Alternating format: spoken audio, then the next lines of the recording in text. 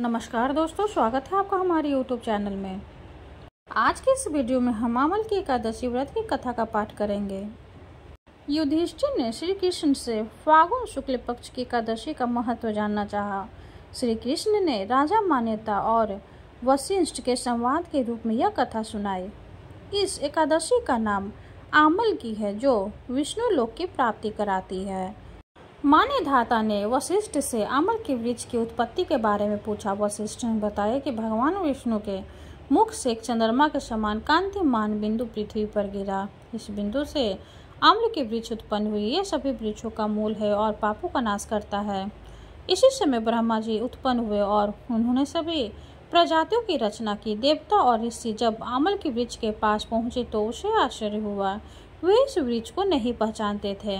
तब आकाशवाणी हुई कि यह आम्ल की वृक्ष विष्णु को अति प्रिय है। इसके स्मरण से गोदान का फल मिलता है। स्पर्श से 2 गुना, फल खाने से 3 गुना पुण्य प्राप्त होता है। इसके मूल में विष्णु, ऊपर ब्रह्मा, स्कंद में रुद्र, शाखाओं में मुनि, टहनियों में देवता, पत्तों में वसु, फूलों में मरुदन और फलों में सभी प्रजाति निवास करते हैं। यह वृक्ष सर्वदेवमय है और विष्णु भक्तों के लिए पूजनीय है।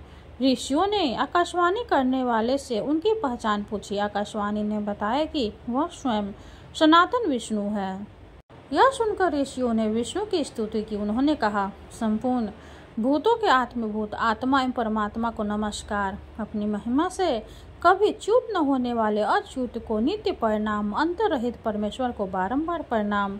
दामोदर कवि, सर्वज्ञ और यज्ञेश्वर को नमस्कार।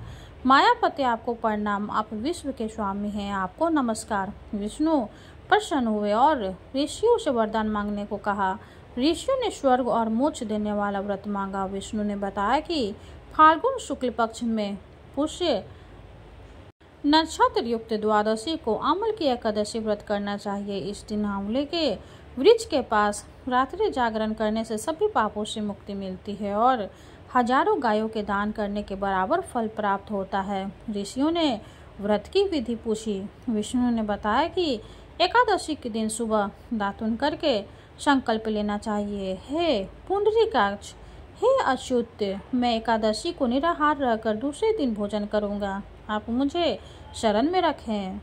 इसके बाद पतित, चोर, पाखंडी, दुराचारी, मर्यादा भंग करने वाले और गुरु पत्नीगामी से बात नहीं करनी चाहिए। मन को वश में रखकर स्नान करना चाहिए। स्नान से पहले शरीर पर मिट्टी लगानी चाहिए। मिट्टी लगाने का मंत्र है, अश्वकांते, रथकांते, विष्णुकांते वसुंधरे, मिट्टी के हर में पाम्पम, जन्म कोटायम, समजितम, अर्थात वसुंधरे तुम्हारे ऊपर अश्व और रथ चला करते हैं तथा वामन अवतार के समय भगवान विष्णु ने भी तुम्हें अपने पैरों से नापा था। मिट्टी के मैंने करोड़ों जन्मों से मैं जो पाप किए हैं, मेरे उन सब पापों को हर लो। स्नान मंत्र है, स्वतम माता स्वरभूताम जीवम तच्छु रक्षकम स्वे दजुतीच जाति नाम रसनाम पते नमः श्रोताहम शौर्य तीर्थेषु हृदय प्रस्तवेषु च नदीषु देवखातेषु इंद्रम स्नानम तू में भवित, अर्थात जल की अधिष्ठात्री देवी माता, तुम संपूर्ण भूतों के लिए जीवन हो। वही जीवन जो स्वदेज और उद्रजत जाति के जीवों का भी रक्षक हो। तुम रसों की स्वामिनी हो। तुम्हें नमस्कार। आज मैं संपूर्ण तीर्थों, कुंडों, झरनों, नदियों और देव संबंधी सरोवरों में स्नान कर चुका। मेरा यह स्नान उक्त सभी स्नानों का फल देने वाला हो। विद्वान व्यक्ति जो पर परशुराम जी की सोने की प्रतिमा बनवा ले चाहिए। भोजन के बाद घर आकर पूजा और हवन करना चाहिए। फिर सभी सामग्री लेकर आंवले के वृक्ष के पास जाना चाहिए। वहाँ वृक्ष के चारों ओर की जमीन साफ करनी चाहिए। शुद्ध भूमि में जल से भरे नए कलश की स्थापना करनी चाहिए। कलश में पंचामृत और सुगंध डालकर चंदन लगाना चाहिए। फूलों की माला पहनाकर धूप दीप जलाने चाहिए। पूजा के लिए नए छाता, जूता और वस्त्र भी रखने चाहिए। कलश के ऊपर एक पात्र रखकर उसमें लाजें भरनी चाहिए। फिर उस पर परशुराम जी की प्रतिमा स्थापित करनी चाहिए। विभिन्न मंत्रों से परशुराम जी के चरणों, घुटनों, जांघों, कमर, पेट, छाती, बाहों, गले, मुख, नाक, आंखों और माथे की पूजा करनी चाहिए। फिर फल से अर्घ्य देना चाहिए। अर्घ्य का मंत्र है, नमस्ते देव देवेश जामदगने नमस्तुते ते गिरहंधारिमीं दत्त माम लाक्ययुत्तम हरे। अर्थात देव देवेश्वर जग दग्नि नंदन श्री विष्णु स्वरूप परम परशुराम जी आपको नमस्कार है, नमस्कार है। आंवले के फल के साथ दिया हुआ मेरा यह अर्घ ग्रहण कीजिए, फिर भक्ति पूर्वक जागरण करना चाहिए। नित्य संगीत व धार्मिक कथाओं से रात्रि बितानी चाहिए। सुबह विष्णु के नाम का जप करते हुए आम्ल के वृक्ष की 108 या 25 परिक्रमा करनी चाहिए, फिर आरती करनी चाहिए। ब्राह्मण को भोजन कराकर सभी सामग्री दान करनी चाहिए। आम्ल के वृक्ष की परिक्रमा और स्पर्श करके स्नान करने चाहिए, फिर ब्राह्मण को भोजन कराकर खुद भोजन करना चाहिए। इस व्रत से सभी तीर्थों के दर्शन और सभी दानों के बराबर फल मिलता है। यह सभी व्रतों में उत्तम है। वशिष्ठ ने बताया कि विष्णु अंतर्धान हो गए, फिर सभी ऋषियों ने इस व्रत का पालन किया। श्री कृष्ण ने युधिष्ठिर से भी इस व्रत को करने का आग्रह किया। यह व्रत सभी पापों से मुक्ति करता है। कथा समाप्त हुई। अब हम विष्णु जी की आरती करेंगे। ओम जय जगदीश हरे, स्वामी जय जगदीश हरे।